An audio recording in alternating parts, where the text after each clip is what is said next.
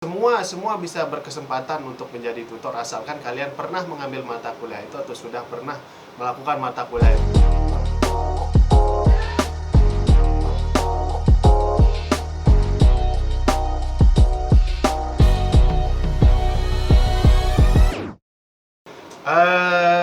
Jika minggu kemarin saya bercerita tentang part-time yang membawa banyak keringat tapi kaya raya seperti si Ferry kemarin cerita. Jadi sekarang kita akan membicarakan tentang pekerjaan part-time juga tapi yang lebih ke bisa dibilang akademis ya. Jadi kebetulan Mbak B juga pernah kerja part-time sebagai tutor di kampus. Jadi untuk teman-teman yang pengen misal menambah penghasilan, mencari pengalaman, jadi banyak pilihan nanti di sana ya. Salah satunya adalah dengan cara menjadi tutor atau asisten pengajar di kampus. Ceritain dong Mbak B, gimana caranya kok bisa dapat gitu. Sip. Nah, Awalnya dulu. thank you Abu. Nah, kebetulan setahu aku juga yang sebelah aku ini, sebelah di video ya maksudnya, ini juga tutor di kampus gitu ya, jadi nanti harus sharing cerita juga.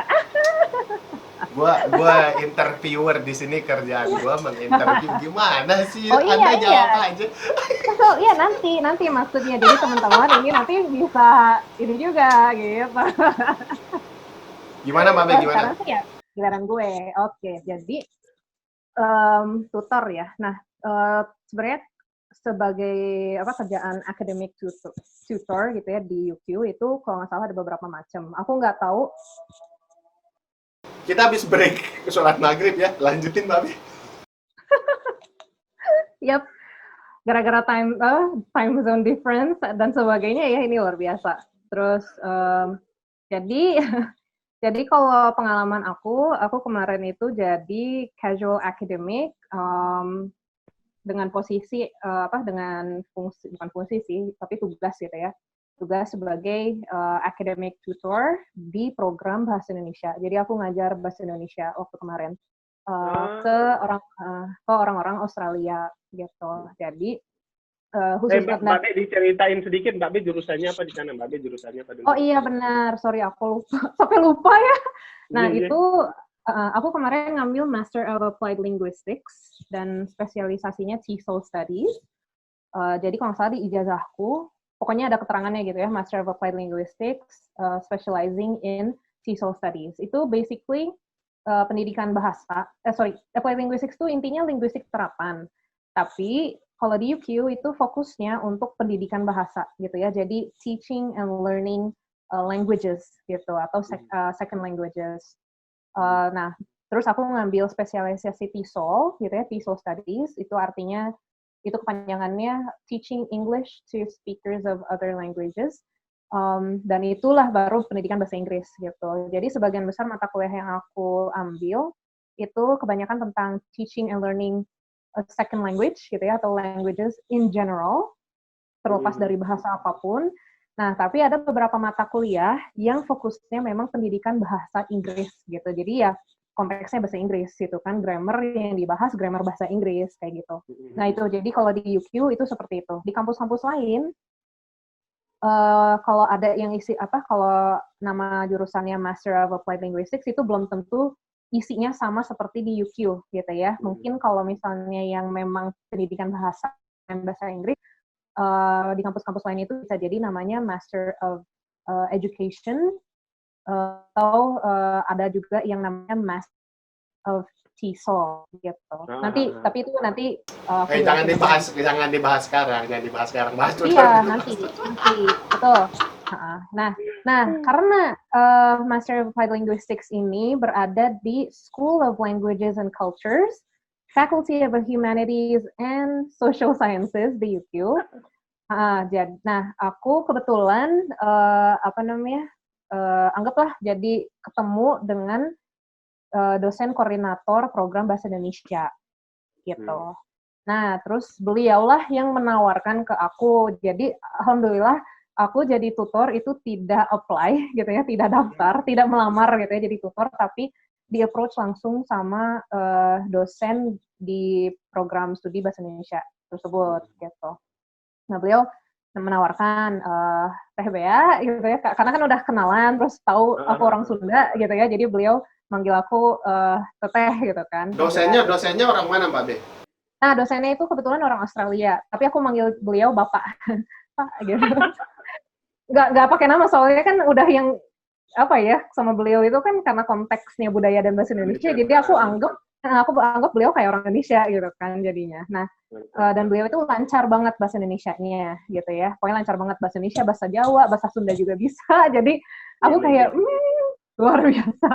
Nah, beliau itu approach gitu kan, Teh Bea bersedia nggak semester depan mengajar bahasa Indonesia gitu kan di program studi bahasa Indonesia. Karena aku terdaftar di School of Languages and Cultures kan, satu school kan gitu ya, Master of Applied Linguistics gitu kan, terus Indonesian Studies gitu ya, yang bachelor sama yang master dan sebagainya. Nah, jadi aku eligible, aku boleh jadi tutor gitu teman-teman. Jadi kita biasanya boleh jadi tutor untuk kalau kita satu school gitu ya. Jadi harus di program studi yang sama atau pokoknya satu school gitu.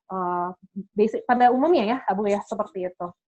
Itu. Nah, tapi untuk di school-school lain, sebenarnya prosedur umumnya memang mungkin bukan dosen yang approach calon tutor gitu ya, atau koordinator dosen yang approach calon tutor, tapi memang kita gitu ya sebagai student dan sudah melewati mata kuliah yang akan kita ajar gitu kan, itu kita seharusnya melamar gitu ya, untuk posisi tersebut kan. Nah, biasanya nanti bukaan atau lowongan posisi tutornya akan di-emailkan gitu ya, jadi di blast email ke semua students, sama diumumkan juga di website UQ gitu, di Student Hub ya kalau nggak salah, aku lupa.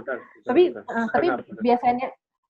biasanya sih kalau yang spesifik per prodi atau per school atau yang satu school gitu, itu biasanya ini kan lewat email, setahu aku kayak gitu kan. Terus nanti kita ngelamar dan kalau misalnya kita memenuhi syarat gitu ya, terus nanti ada proses interview dan sebagainya gitu kan. Terus ada training gitu, barulah di semester berikutnya kita akan mulai ngajar gitu. Benar-benar. Jadi kayak gitu tuh benar, stepnya sama juga kayak di jurusan saya tuh kurang lebih stepnya kayak gitu juga. Jadi semua bisa berkesempatan untuk menjadi tutor asalkan kalian pernah mengambil mata kuliah itu atau sudah pernah melakukan mata kuliah itu. Biasanya kalau dosen cukup recognize kalian tandakan, wah ini bocah bagus nih misal, apalagi nilainya bagus di mata kuliah itu, wah bisa jadi semester depan kalian bisa nutor atau jadi asisten pengajar di mata kuliah yang sama. Kalau ini Mbak Be, ini ceritain ini dong. Bener, rajin belajar, jangan kerjanya barbeque mulu. Ngatur waktunya gimana Mbak Be? Kan itu kan kerja, jadi hourly-nya kayak gimana? Maksudnya satu minggu berapa jam dan ngatur waktunya seperti apa dengan kuliah?